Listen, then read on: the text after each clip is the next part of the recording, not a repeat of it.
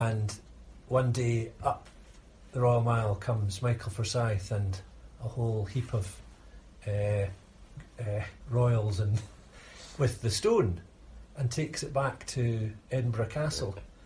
What did you think when that happened, and what did you think he was trying to achieve? He was trying to save his seat. And they had the insolence to ask me to go to it. Did they? Yeah. It wasn't a very successful PR stunt by him, No. was it? I suppose he had read my book and he had read a bit of history and had heard what the reaction was in 1950, 1951, Uh-huh. and thought, well, why not? Uh-huh.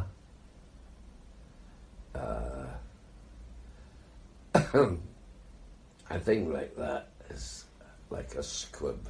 Uh-huh. It can make one bang, but if you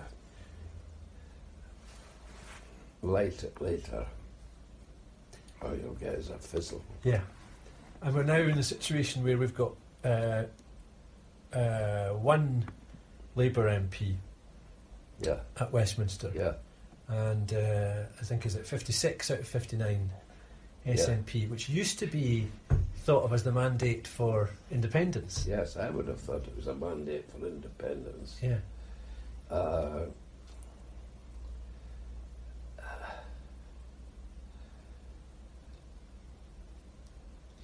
I don't know why the Scottish National Party is afraid to take the step. Although I don't know if they had independence as part of the last programme, had they? No, I don't think they did clearly enough. If they stood on that as a key Yes. part of their manifesto, that might have But strengthened nevertheless, they've always been associated as the Independence it. Yes, Party. yes. I would have thought that they had a mandate for independence. Yeah. Perhaps you and I are being impatient. If you think what has happened in one lifetime, in my lifetime, Yeah. what could happen in the next 70 years? Yes. So you're describing Scotland in the 1950s as being very low in its cultural confidence and its identity and its status. Yes, And we're kind of at the end of empire. yes, And in that time, we've seen devolution. We've seen a whole number of cultural institutions evolve in terms of broadcasting, in terms of the Scottish theatre, in terms of all these things. And then we've seen the independence referendum. That must be an amazing... Did you think that was going to happen? Did you have hope, or did you have no idea that we were going to go on that journey? Well, I couldn't foresee the future, and I wrote a play in 1956, which was performed by the Edinburgh Gateway Company, a professional company, in 1957, called The Tinkers of the World. And this makes me laugh. It won the Foyle Award as the best British play in repertory. Every town had its own repertory theatre before the days of television. But you only got one production and everybody stayed away from it in great numbers. But the end of it was the chief's daughter, as the people were being shifted off the island to make way for an atom bomb range, and she ends her peroration with the words, "Is there nothing left that my people think is worth fighting and dying for?" And off stage, her drunken father is heard singing, "Hatch and foam, foam, foam, we'll fight and die for Cheerley." In these days, Jacobitism was really part of the Home Rule movement. Right. It was a romantic rather than a practical movement. Uh-huh. I am no fan of Bonnie Prince Charlie. I think it was just a minor dynastic brawl. And we saw a Celtic civilization at its very end. It's all right to blame it the clearances, but who do we blame the clearances on? The clan chiefs, and the clan chiefs were all Scots. The programme note that I wrote for the programme of that play began the Scottish Highlander is suffering from a race sickness which will surely kill him. And so what you're saying is that we've matured politically Oh yes. hugely, Oh yes. and we still have yes. those Jacobite stories, but we don't put that as part of our politics because it's Yes, yeah, absolutely. yeah, That is what I'm saying. Yeah. That, we are now considering things as a country and not as a group of romantics. yeah. And then within that, we've seen the SNP rise and build as a political force from a handful of people, a handful of seats, to dominance, Yeah. and we've seen the Labour Party collapse in that Yeah, time. yes. But remember what the SNP, I don't like digging this up because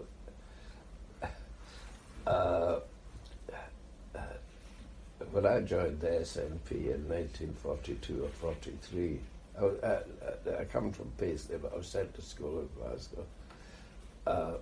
Arthur Donaldson and Dr. Robert McIntyre were really the SNP, and its policy was Scotland free and neutral. Well, it didn't take a schoolboy to see that this wasn't a particularly wise policy when Clyde Bank had just been flattened. Yeah, not a vote winner. That not a vote winner. No, no. So I left it. And for a long time, it really was like that. And having lived through all this, and having lived through the referendum, were you also always sceptical about whether we could win last time, or did Yes, you were? Yes, I was sceptical. And I was immensely, I was disappointed that we didn't get the extra 2.5%, which would have taken us 2.5% had voted the other way, we would have won. I was immensely satisfied that 45% of the people, and it was an enormous, successful poll, Yeah, over 80%. yeah, I thought that was a great thing. And it will come again. I've no doubt at all about that. When, I wouldn't like to prophesy. yeah, But the whole movement has been like a tide, coming in and going out. But each time it comes in a good bit further. yeah. And have you got any thoughts on what we could do better next time to take that tide higher up the beach? No, I'm not a politician.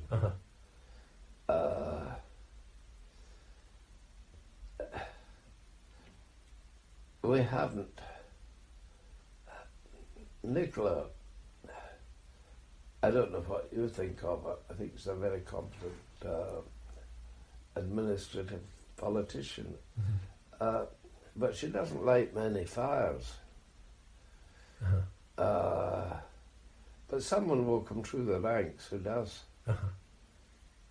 So your earlier comment was you don't win politics just by politics. You need some symbolism and some action as well. Oh, absolutely. Yeah, Yes, yeah. absolutely. Politics are really just a sort of accident.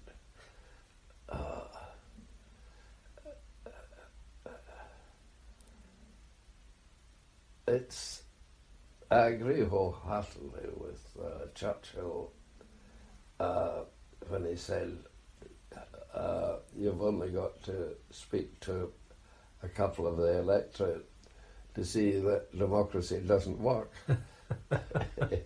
He said, unfortunately, we haven't got a better way of changing the government. That's right. He asked me to ask you this question, and it's a question you've been asked before. But of course, he wants to know if the stone that's in Edinburgh Castle is the right stone. Well, it's the one we took from Westminster, that I can guarantee. Okay. And I'll tell you, once, almost immediately soon after I became an advocate and was therefore, in some views, respectable, a man claiming to be an equerry from the palace visited me, and he was dim enough and had the right accent that he probably was an equerry for an assurance that it was the right stone. Uh-huh. And, you know,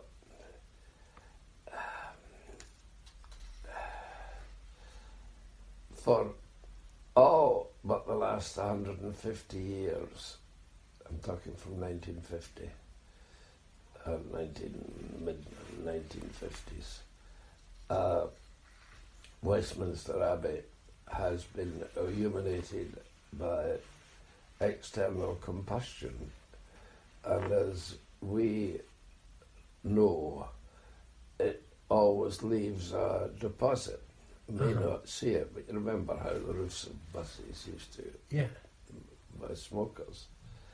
So I said, all you have got to do is take scrapings from stone, scrapings from the surrounding fabric of the abbey, and put them under a comparison microscope.